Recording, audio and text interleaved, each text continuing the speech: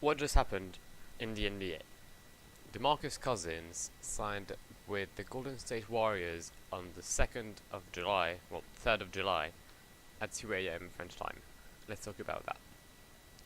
What's up guys, Blackwar and welcome to another video, and today it's something completely different on my channel, but seeing as the NBA has been quite a mess in the last few days, and with what happened yesterday mainly, that we'll talk about in this video, I felt like it was like a good idea to address my thoughts about what happened. So, for those who don't know, Demarcus Cousins has joined the Golden State Warriors on a 1-year contract from the New Orleans Pelicans to join the Warriors, as I said. And we'll dig into our first point, which is what got announced by Adrian Wojnarowski and Shams Charania. It's 2:45 a.m. in Paris. Wojnarowski said that Demarcus Cousins has agreed to deal with the Golden State Warriors, but then, the first reaction was like a lot of misunderstanding. No one really knew what DMC had done, and then Wojnarowski says that DMC has joined the Warriors for 5.3 million on a season. Now, this made, like as I said, it made the NBA blow up, Twitter blew up, everything related to the NBA was DMC. Everyone had forgotten that LeBron had joined the Lakers. It was about Demarcus Cousins. So let's go back in time for a few months. We are, I think, in February, and Demarcus Cousins is playing alongside Anthony Davis for the New Orleans Pelicans. They are on. There's a bond between them two, which is incredible, and they feel like they can reach the playoffs. Which, to be honest, it's like they even reached the playoffs. They did it well. I'm just checking. Yeah, it was the 1st of February 2018. A game against was that the Raptors maybe? Oh, the Rockets? Yeah, exactly. It was against the Rockets. There was 15 seconds left, and Demarcus Cousins torn his Achilles, and so obviously out for the remainder of the season. He was set to come back in December of the next season, but he was free agent, and he wanted to get a max deal, which would have been 250 million for 5 years. Now, as a GM, do you give that sum of money for someone who just torn his Achilles? And that's what we're going to talk about now. Now, Boogie's reasons. First of all, just to stay on the money thing, yes, he could have gone maybe he wanted a max contract. Apparently, no team contacted him, except from the Warriors and obviously the New Orleans Pelicans, who wanted to sign him back, but he decided to join the Warriors. Why? Here are the reasons I think were predominant in Boogie's choice. First of all, health. As I said, he torn his Achilles, set to come back in December, and what best is it?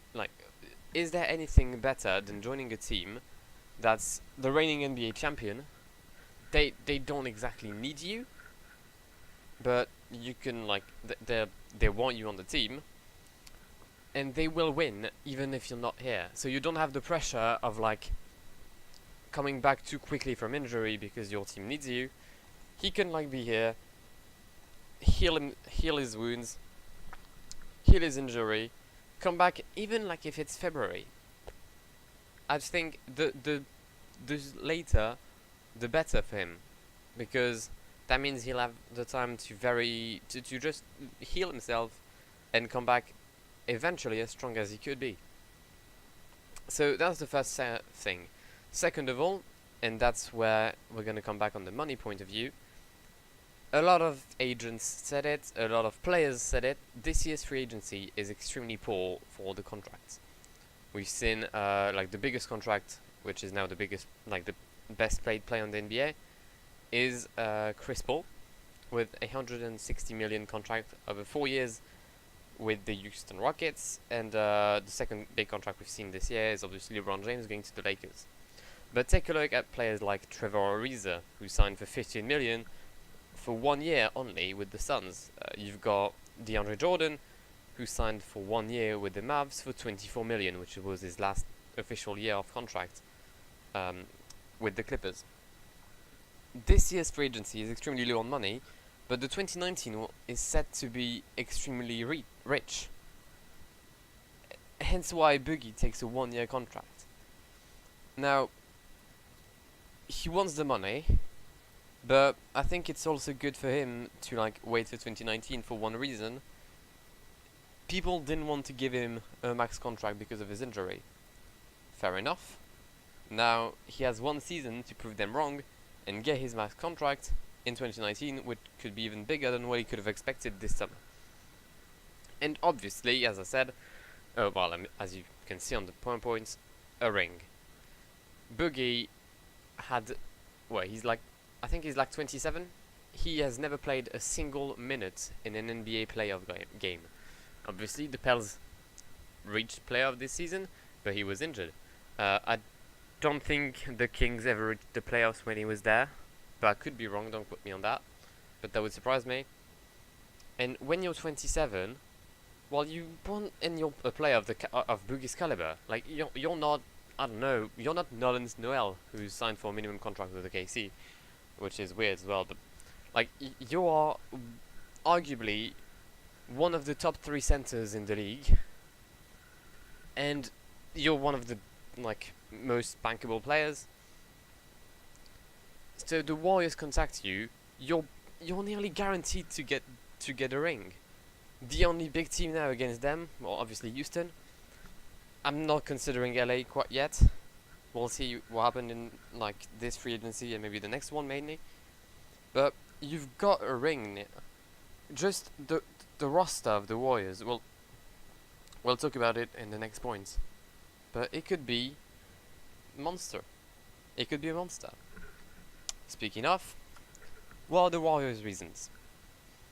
First of all, getting the best five-a-side ever in the NBA history. I'm recent to the NBA. I joined in like 2013, but like I've made some research, and even like with general knowledge, I don't think there's ever been a five-a-side with 5 NBA All-Star players that could technically be also the 5 players in the Team USA. Like just process the information. The five-a-side could be point guard Steph Curry, shooting guard Klay Thompson, small forward Kevin Durant, power forward Draymond Green, center Demarcus Cousins. It's scary. It's very scary. I can't think about such a thing. I just cannot. But like I mean, they'll have to manage the egos and everything. But the Warriors are. I mean, I think. Well, I'm gonna talk about it now. When KD was set to join the Warriors, Klay Thompson was like, okay, I'm gonna like lower my salary so that KD can join on max contract. When Steph Curry had to sign a new contract, both KD and Klay Thompson were like, okay, we'll lower our contract. And now Boogie is willing to be like to be paid $5 million a year to join the Warriors. That's less than Lonzo Ball. That's a quarter of Bismack Biyombo. Just like get that in mind. The Warriors have an attractability which is mind-blowing. It's like they can get basically everyone. However, when you compare with the likes of the Rockets, who have like James Harden, Chris Paul, Clint Capella, this season they had to renew both Capella, Ariza, and Chris Paul. Chris Paul wanted the biggest contract in the history of the NBA, and I think he's got a 4-year contract. The difference of oh my god, it's fucking hard to say. Attractability or attractiveness. I think that's the good word. The amount of attractiveness that the Warriors have over the Rockets or even the Lakers. The Lakers, okay, it's a mythical franchise, good. They have LeBron, good. But the Warriors, they're mind-blowing.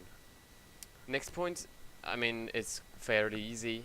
They can make a three-peat, be the first team since the Lakers of 2000, 2001, 2002, I think. But that could be much more than a three-peat. Imagine, just imagine if at the next FA, Iguodala's like, okay, I'll lower my contract. KD, Steph Curry, well no, KD's a free agent. KD's like, okay, I can lower my contract. And also, KD renewed his contract 60 million for 2 years. So he's like 40 millions cheaper than Chris Paul. I mean, I won't go into the details, but for me, KD's a much better player.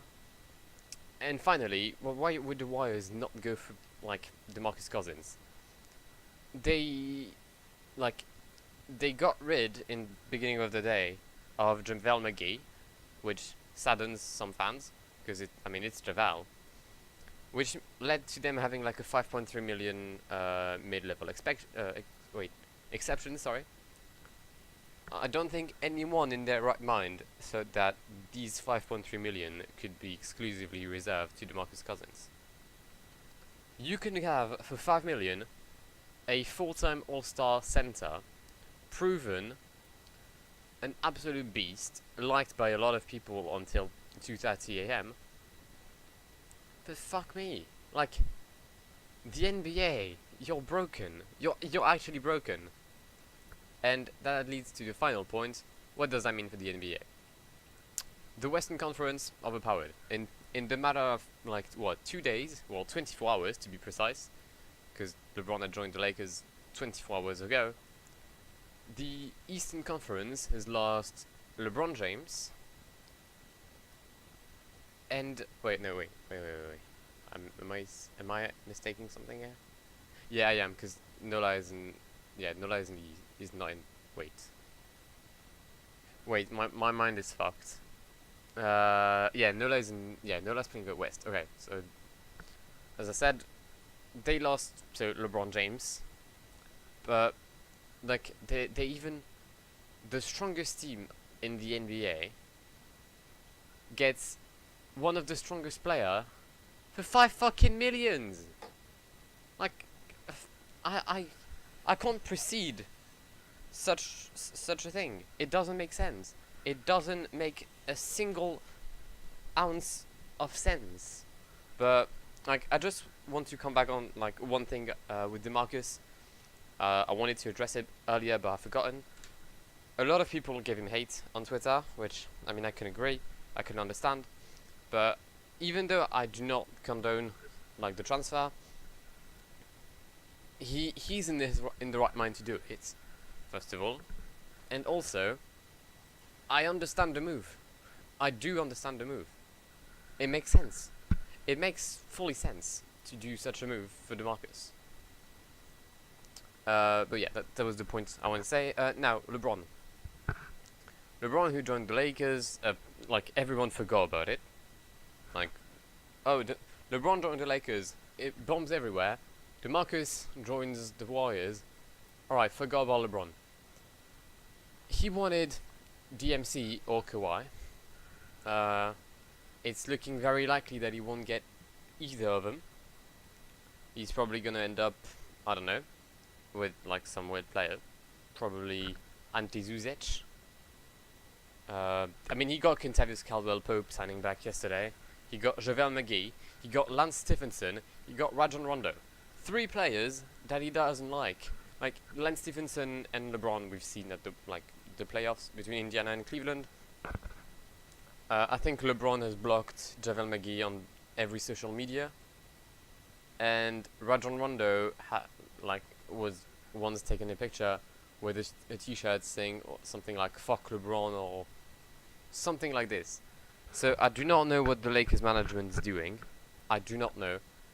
It's extremely weird, but at the same time, I mean, seeing the state of the NBA right now, I'm not scared about anything anymore. But yeah, I think LeBron's plans are going to be hindered because he won't be first of the conference. Um, he's probably going to have to. He'll end up playing against either Houston or Golden State, technically. Or like chaos happening is going to happen. Sorry. So that's for LeBron. But now the big question: what's next for the New Orleans Pelicans?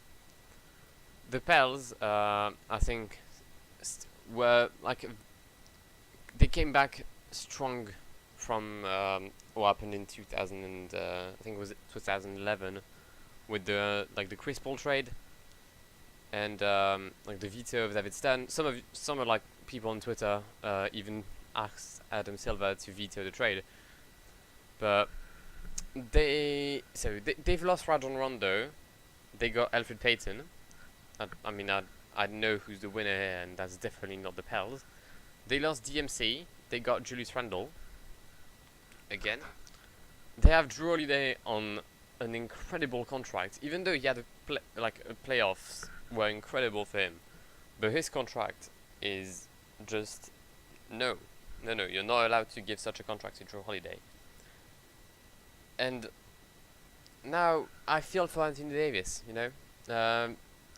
My man was like so happy to have a player of the Demarcus caliber in New Orleans. They had the best 4 or 5 of the league. He even won the MC shirt at the All-Star game. He was like on Instagram saying, "Don't worry, bro, I've got you. We're gonna go to the playoffs. We're gonna win the league." And DMC left. Now, I don't know what Anthony Davis is gonna do.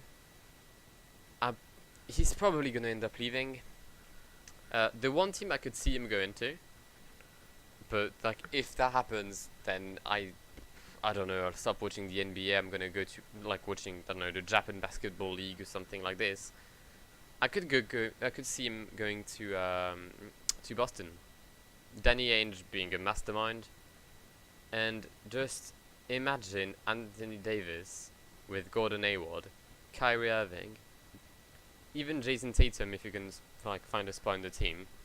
But I think the Pelicans just lost everything they had built for the past 4 years.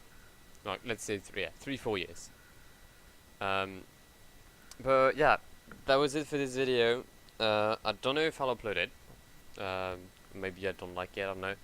But if you do want to see more of this content on the channel, please let me know in the comments down below. I'd appreciate it. Please also tell me what you think about this trade. If there's any big deal that's going to happen anytime soon. Maybe I'll cover some if there's like a massive thing. I don't know, like Kawhi going to the New York Knicks for Joakim Noah. If that happens, I won't do anything because with my luck it's probably going to happen, but I don't know. So yeah, as I said, please make sure to comment the video if you want me to do anything else. Like it if you enjoyed it, and yeah, subscribe for more content. I've been Blackwar. It's been a pleasure talking to you today, and see ya.